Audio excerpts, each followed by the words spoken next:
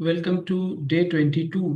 आज हम लोग जानेंगे डाइजेशन सिस्टम के बारे में, जो बेसिक बातें हैं। ओके, तो आज हम लोग डाइजेशन सिस्टम के बारे में जानने वाले हैं, जिसके लिए हमें ये समझना है कि डाइजेशन सिस्टम क्या है और ये कैसे वर्क करता है। जैसे आपकी गाड़ी के लिए पेट्रोल, डीजल, गैस की जरूरत पड़ती है, उसी तरीके से आपके शरीर को चलाए रखने के लिए जो एज अ फ्यूल है, उसके लिए आपको खाने की जरूरत पड़ती है। तो वो जो खाना है, उस खाने को पचाने के जो पूरे प्रोसेस का नाम है डाइजेशन सिस्टम, यानी पाचन तंत्र। इसका क्या इम्पोर्टेंस है, इसका क्या उद्देश्य है, ये जो है आपके शरीर को एक बेहतर रूप में बनाए रखने का काम करता है।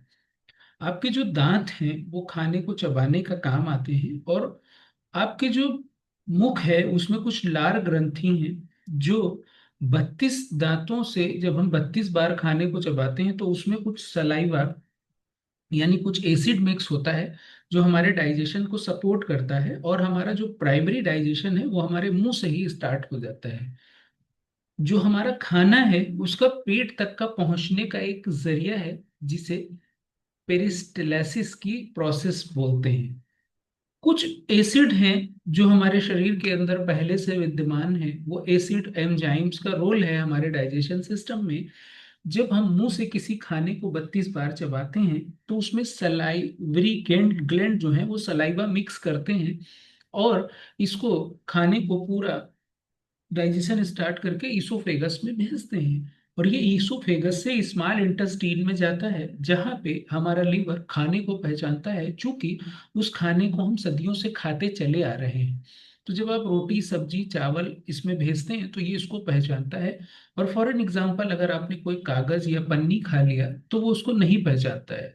तो जिस खाने को पहचानता है उसको स्मॉल इंटेस्टीन में भेजता है लीवर, और जिसको नहीं पहचानता उसको लार्ज इंटेस्टीन में भेजता है, जिसको दूसरे दिन सवेरे हम लोग स्टूल के जरिए बाहर निकालते हैं। फिर इसमें पैनक्रिया होता है। हम खाने के अंदर जो भी इंग्रेडिएंट खाते हैं उसमें ग्लूकोज होता है। ग्लूकोज का काम है हमारे शरीर को एनर्जी देना, ब्रेन को एक्टिव रखना। लेकिन वो ग्लूकोज डाइजेशन को कंप्लीट होने के बाद हमारे ब्रेन और बाकी ऑर्गन तक पहुंचता ही तब है, जब हमारा पैनक्रिया का बीटा सेल उतनी ही मात्रा में इंसुलिन बनाता है जितनी मात्रा में हमारे पास ग्लूकोज बन गया। तो इसमें हमारे पास स्मॉल इंटेस्टीन के अंदर जब खाने को जो विलाई होती है वो डाइजेस्ट करती है।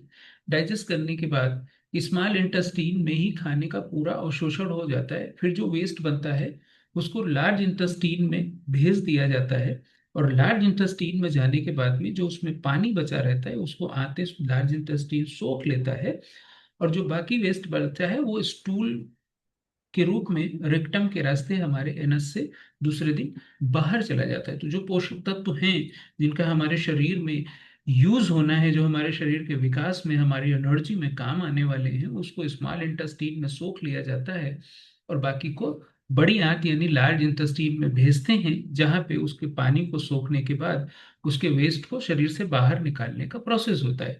इसमें महत्वपूर्ण रोल होता है आपके लीवर का, जो खाने को पहचानता है, गाल ब्लैडर का, जिसके पास कुछ इंग्रेडिएंट होते हैं जो खाने में मिक्स करते हैं, आपके स्टमक का, जिसमें विलाई होती है वो खाने को डिस्ट्रीब्यूट करने का काम करती है, डाइजेस्ट करने का काम करती है, पैनक्रिया का, जिसके बीटा सेल हमारा इंसुलिन बनाता है, और इंटेस्टीन का, जिसमें हमारा वेस्ट एनस के रास्ते बाहर निकलता है।